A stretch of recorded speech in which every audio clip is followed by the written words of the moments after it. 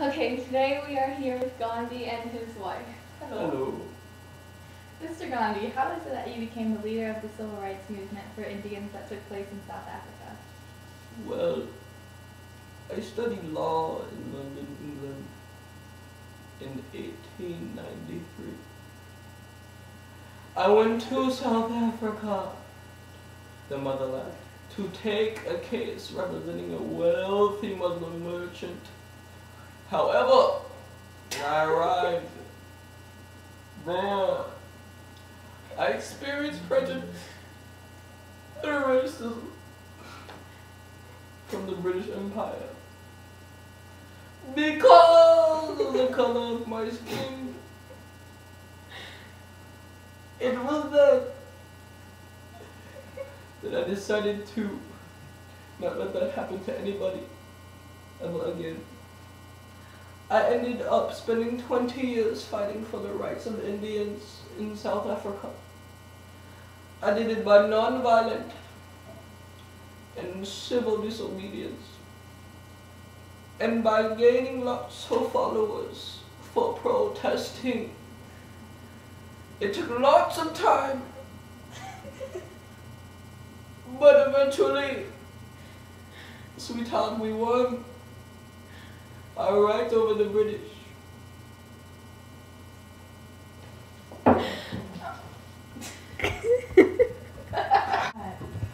What? I don't even know if I know. Oh, that's the one of the chairs. What is your main philosophy and beliefs? That's a very good question. Do you want me to answer it or should I answer it? I shall answer it. Okay, Yeah. thank you. I mainly believe in what is called the Satyagraha. Satyagraha. Satyagraha. HA. Which is a mass resistance through non-violence and civil disobedience. I believe that if we protest and refuse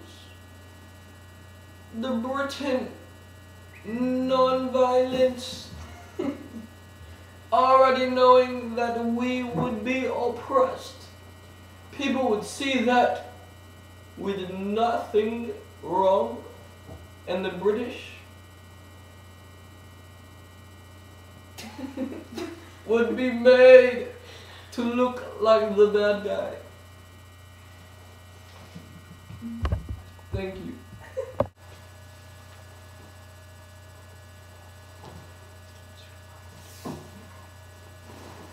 Who supports your protests and teachings, and how do you think you gained the support?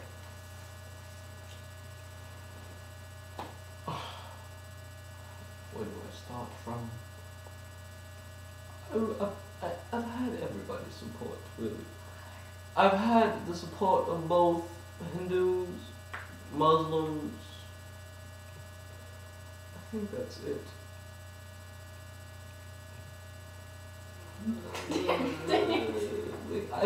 But there could be. Aren't you had the support of me? Oh yes, sweetheart. I had the support of my wife. Red-dotted wife. My main goal was to help all Indians live in peace and have absolute independence. And that is why many Indians favored me. I also had them have many worldwide supporters as well. Mostly from the famous Salt March, we marched for salt. What were some of the protests you held to help gain India's independence from the British? Well, it's a group effort, but pretty much like I persuaded many Indians to start buying less British goods and start making their own cloth. Remember that? Yes. British cloth decreased in India as the effect of this boycott. Another tactic I used was civil disobedience, like I've said, where we refused to obey unfair laws.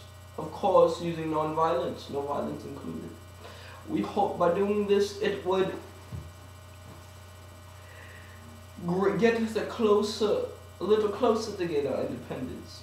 Due to the civil disobedience, Britain's economy was suffered greatly.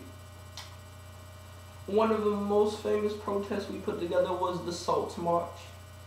Back in 1930, Indians were only allowed to buy salt from the government, and we also had to pay sales on it.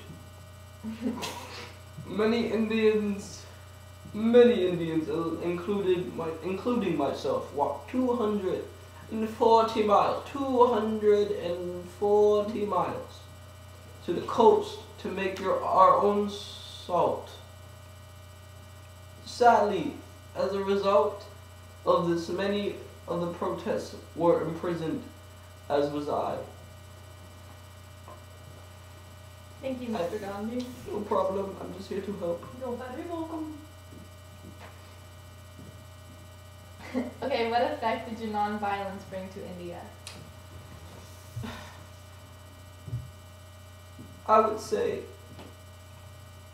that the biggest effect was that in 1935 we gained freedom of self-government from the government of India Act, but this did not grant us complete independence.